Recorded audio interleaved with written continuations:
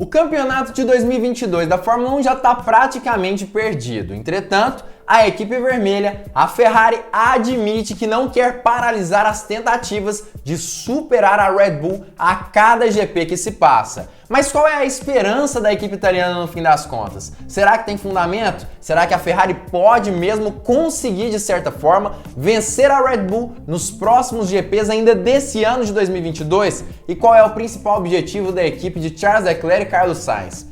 É sobre isso que nós vamos falar agora, então fique ligado porque chegou a hora do piloto!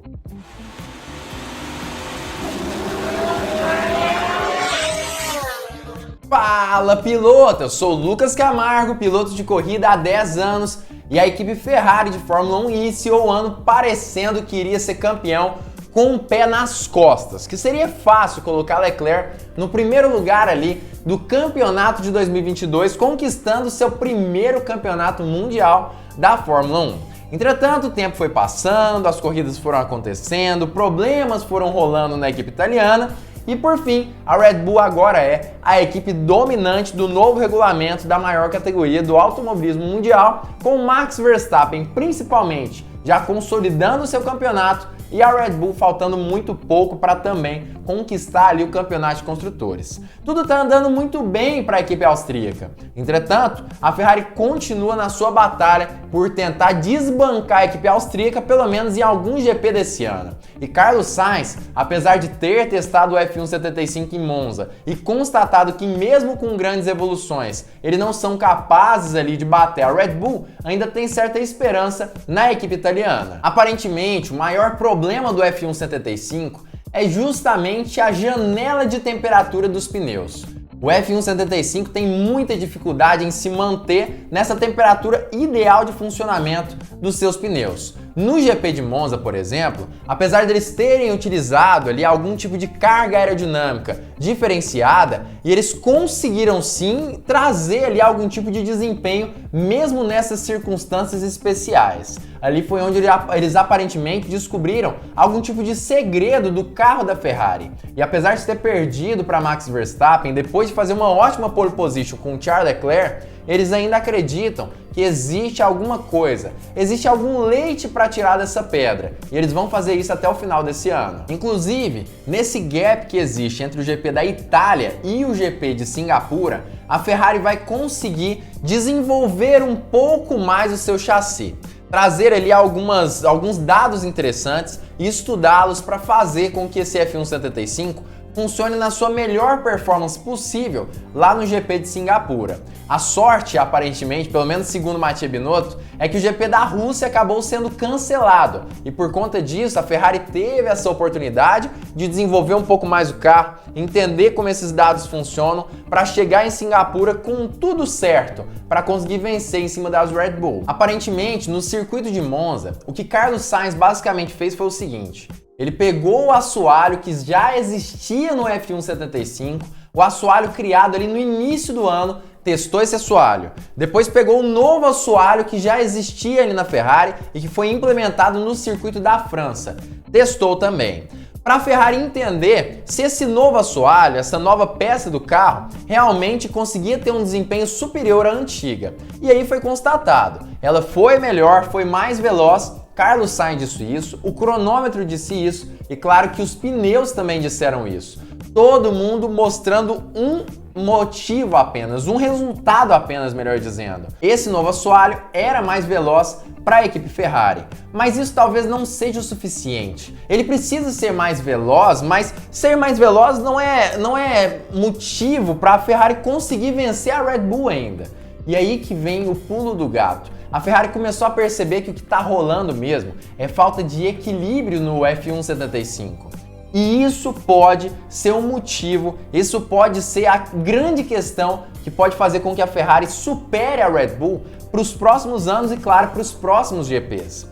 A Ferrari tem muitas dificuldades, como eu já disse, de manter uma janela de temperatura ideal nos seus pneus, nos 4 pneus do F1 75. Mas isso acaba sendo um problema que pode ser resolvido. A gente percebe, por exemplo, que apesar de na qualificação ela se sair muito bem, nas corridas ela tem grande dificuldade em manter esse ritmo, principalmente por conta da degradação dos pneus. Mas entendendo agora que o grande problema não está ligado exatamente ao assoalho, mas sim a alguns ajustes do carro, sejam aerodinâmicos, sejam de suspensão, por exemplo, ou até mesmo em alguma situação de pressão dos pneus, agora ela sabe onde ela deve atacar no F1 75 para conseguir um melhor desempenho. Aparentemente, o novo carro da Ferrari é muito mais do que nós imaginávamos. Ele apenas não está tão bem acertado quanto os outros carros do grid. Mas assim que ele for bem acertado, que eles entenderem como as coisas estão funcionando, e aparentemente eles estão no caminho certo após esse GP de Monza, eles terão sim a capacidade de ter um dos carros mais velozes do grid da Fórmula 1. É uma questão de desbloquear um potencial e não necessariamente correr atrás de um potencial inexistente. Parece que esse é o grande desafio da Ferrari nesse momento e que ela pretende vencer já para o próximo GP, o GP de Singapura de Fórmula 1. E aí eu sei que muita gente vai dizer que é burrice a Ferrari começar a desenvolver isso para o GP de Singapura, testar ali, procurar dados do F1 75 para o próximo GP, até porque o campeonato de 2022 já está perdido. E eu vou concordar com você, o campeonato de 2022 realmente já está perdido, a gente sabe quem vai ser o campeão desse ano, a gente sabe quem provavelmente será o campeão dos construtores também desse ano, mas isso não é suficiente para fazer com que uma equipe desista nesse ano. Por que não é suficiente? Por um motivo apenas. O ano de 2022 é o início do novo regulamento dessa nova Fórmula 1. É nesse ano que acontece o início desse novo regulamento. Então o que acontece? A partir do ano que vem vão ter algumas modificações. A gente sabe, vão acontecer algumas modificações no regulamento, vai sim mudar algumas coisas, mas apesar disso, os carros serão praticamente os mesmos. Então desenvolver o F1 75 para esse ano, se o modelo obviamente for o mesmo, os conceitos forem os mesmos para o ano que vem, é basicamente entender como o carro do ano que vem também vai funcionar. Vamos lembrar de uma coisa, eu sei que muita gente vai falar que isso é bobagem, bullshit e tudo mais. Mas a Red Bull fez exatamente isso, vamos lembrar disso. Por que eu tô falando de Red Bull agora? No ano de 2020 da Fórmula 1, poucas pessoas vão se lembrar disso. Mas quem foi a verdadeira vencedora do último GP? O GP de Abu Dhabi de Fórmula 1.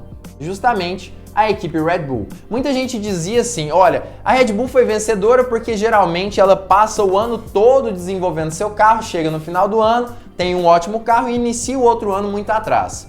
Mas não foi isso que rolou. Era o mesmo regulamento do ano de 2021, galera. Ou seja, a Red Bull desenvolveu o RB16 de 2020 para conseguir fazer um ótimo RB16B em 2021. Entendeu os dados, conseguiu desbloquear o desempenho e aproveitou de algumas mudançazinhas também no regulamento.